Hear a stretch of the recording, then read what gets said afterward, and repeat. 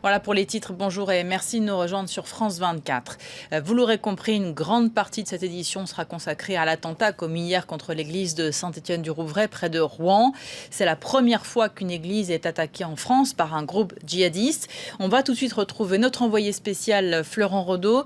Florent, le prêtre Jacques Hamel qui a été assassiné hier matin est décrit par tous comme un homme dévoué qui œuvrait pour le dialogue interreligieux.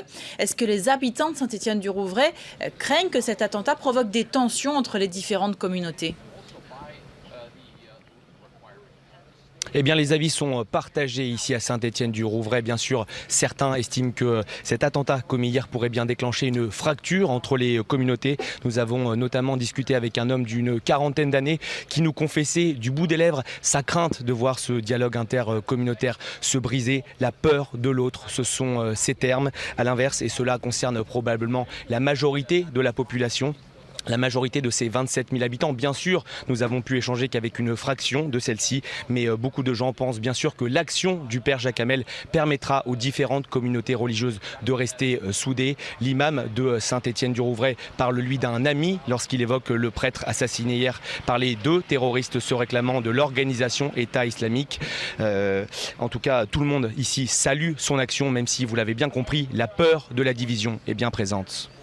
Florent, vous avez pu vous entretenir avec des habitants de la commune qui connaissaient de près ou de loin la famille d'Adel Karmesh, l'un des deux terroristes. Qu'est-ce qu'ils vous disent ? Oui, nous avons pu parler avec un homme d'une trentaine d'années, 31 ans pour être précis, qui connaît très bien la famille d'Adel Karmesh. Une phrase qu'il a prononcée m'a particulièrement interpellé. Il nous a dit qu'il était au travail lorsqu'il a appris la prise d'otage. Et lorsqu'il a pris connaissance de cette prise d'otage, il a immédiatement su qu'il s'agissait d'Adel Karmesh. Pourquoi en était-il si sûr? Tout simplement parce qu'Adel Karmesh était la seule personne radicalisée de cette commune de 27 000 habitants capable de commettre un tel attentat.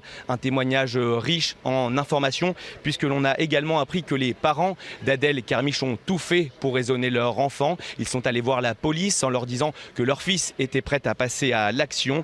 Mais évidemment, cela n'a pas empêché ce jeune Adel Karmesh, 19 ans, né en 1997, de passer à l'action hier, ici à Saint-Étienne-du-Rouvray. Florent Rodeau en direct de Saint-Étienne-du-Rouvray. Merci Florent pour ces précisions.